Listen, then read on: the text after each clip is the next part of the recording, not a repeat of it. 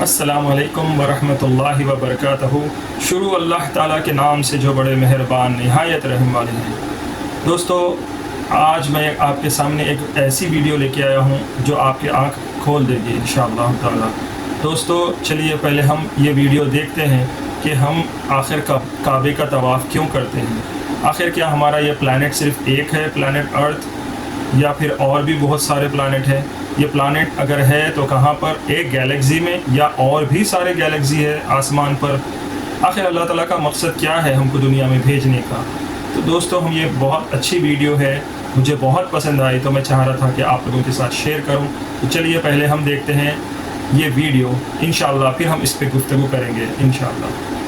صلی اللہ علیہ وسلم ایک ہی رات میں سٹارز، پلانٹس، گیلیکسیز کو کراس کرتے ہوئے زمین سے آسمان کی طرف گئے۔ اب اللہ نے قرآن میں ایک جگہ فرمایا ہے کہ زمین اور آسمان کے درمیان ہر چیز اللہ کو سجدہ کرتی ہے، which means سارے stars, galaxies, plants, mountains, trees. لیکن یہ کیسے پاسبل ہے؟ سجدہ تو اس طرح ہوتا ہے، اور کبھی سٹارز اور پلانٹس کو ہماری طرح عبادت کرتے ہوئے کسی نے دیکھا؟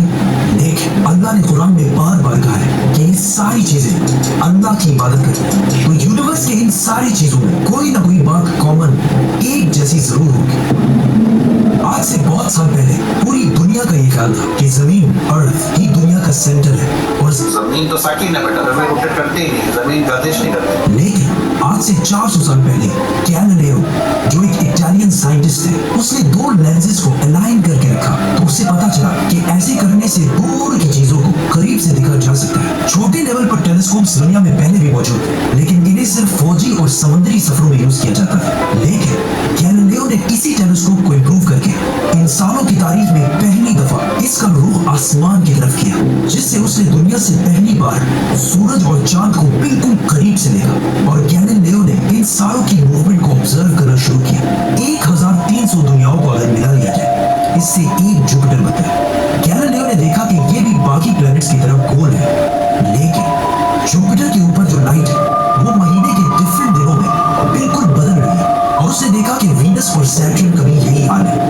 اب یہ سب کچھ تبھی پاسبل تھا کہ اگر یہ ساری چیزیں سورج کے گرد گھوم رہی ہوں دنیا کے گرد۔ گیلیلیو نے یہ باتیں پوری دنیا کو بتائی کہ یونیورس کا سینٹر دنیا نہیں بلکہ سورج ہے۔ لیکن اس بات کو سن کر یورپ کے سارے چرچز اس کے دشمن بن گئے، کیونکہ اس زمانے کے پوپ کا یہ خیال تھا کہ زمین ہی یونیورس کا سینٹر ہے، اور صرف پوپ کا نہیں پوری دنیا کا یہ خیال تھا۔ زمین تو ساکن ہے، جس کی وجہ سے گیلیلیو کو چرچ سے یہ سزا ملی کہ وہ ہمیشہ کے لیے گھر میں بند کر دیا جائے گا۔ لیکن گیلیلیو نے اپنا کام جاری رکھا، اور اس کی ان ریسرچز کو بعد میں پوری دنیا نے مانا۔ ایون پوپ نے گیلیلیو کے مرنے کے 350 سال بعد پوری دنیا کے سامنے اس سے معافی مانگی اور کہا کہ ہم غلط تھے اور آپ صحیح تھے۔ آہستہ آہستہ ہمیں پتا چلا کہ زمین یونیورس کا سینٹر نہیں ہے بلکہ یہ سورج کے گرد گھومتی ہے، اور سورج بھی کوئی اتنی بڑی چیز نہیں ہے بلکہ سورج تو اس کے جیسے اربوں خربوں سٹارز کی طرح ملکی ہوئی گیلیکسی کا ایک چھوٹا سا حصہ ہے، اور یہ ملکی ہوئی گیلیکسی اربوں سٹارز سے بنی ہوئی ہے، اور یہ سارے بلینز آف سٹارز ایک ہی سرکل میں گھوم رہے ہیں۔ ہاں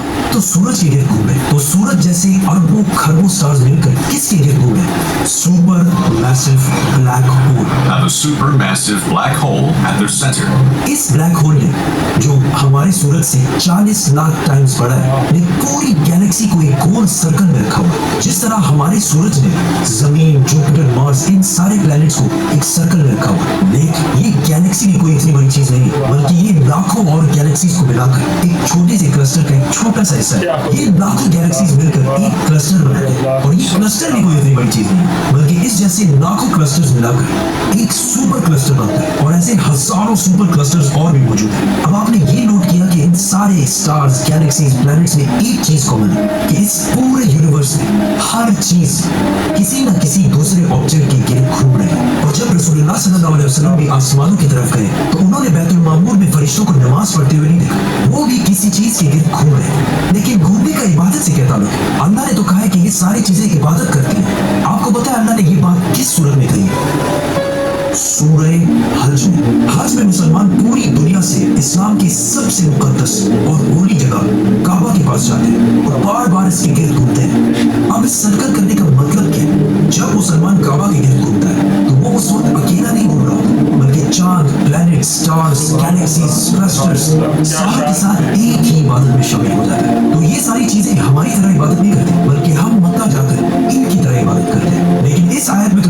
सारी चीजें अल्लाह को सजदा करती है। सजदा का मतलब सिर्फ हमारे वाला सजदा नहीं है, बल्कि अल्लाह के निजाम के मुताबिक चलने को भी सजदा कह सकते हैं। लेकिन अल्लाह ने इस आयत में सिर्फ स्टार्स, गैलेक्सीज और प्लैनेट्स का नहीं कहा, बल्कि हर चीज, पहाड़, दरख्त, जानवर, सब का कहा है। ये तो सर्कल्स वाली गूंज है।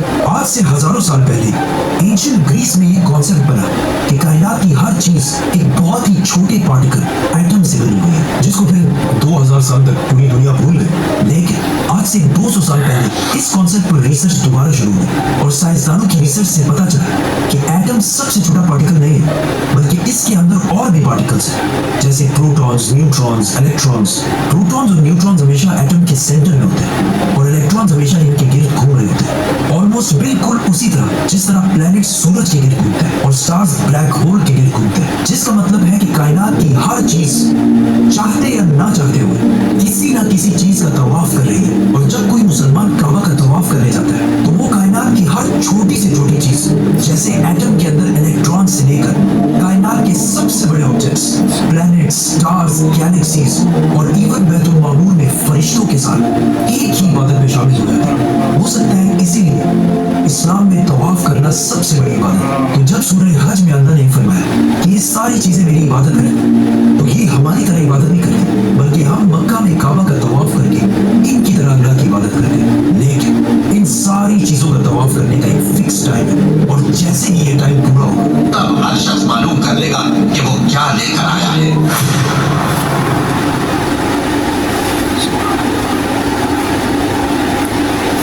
अब बोलिए मेरे दोस्तों, ये वीडियो सुनने के बाद अल्लाह ताला की कुदरत और हमको एक लेसन है ये वीडियो देखने के बाद कि असल हमारी ज़िंदगी का मकसद क्या है और अल्लाह ताला के सामने तवाफ़ करना क्यों इतना इम्पोर्टेंट है, हज को जाना क्यों हमको इतना ज़रूरी है। मेरे दोस्तों, अल्लाह ताला हमको बग़ैर कोई मकसद के पैदा नहीं करा। हर इंसान की पैदाइश के पीछे कुछ ना कुछ मकसद ज़रूर है, बस हमको उसको समझने की देरी है। इंशाअल्लाह ताला अल्लाह ताला हम सबको हिदायत दे कि अल्लाह के हम बताए हुए रास्ते पे चले और अल्लाह ताला हमसे जो चाह रहा हम वो ज़रूर पूरा करें और अल्लाह की मर्ज़ी और उसकी राह बताए हुए उसी पे चले हम इंशाअल्लाह ताला। तो देखो दोस्तों, हम समझते थे हमारा ये प्लैनेट इतना बड़ा है। मेरे दोस्तों, प्लैनेट अर्थ की तो कोई हैसियत नहीं है, गैलेक्सी की भी कोई हैसियत नहीं है। क्या बताऊं दोस्तों, मेरे पास तो ये अल्फाज ही ख़त्म हो गए सुन के। अगर आप लोगों को ये वीडियो अच्छी लगी तो ज़रूर कमेंट्स करिए और इंशाअल्लाह ज़रूर लाइक करिए वीडियो को और सब्सक्राइब करिए और ऐसे ही वीडियो मैं आपके सामने लेके आऊँगा इंशाअल्लाह। तब तक के लिए अल्लाह हाफ़िज़, अस्सलाम वालेकुम।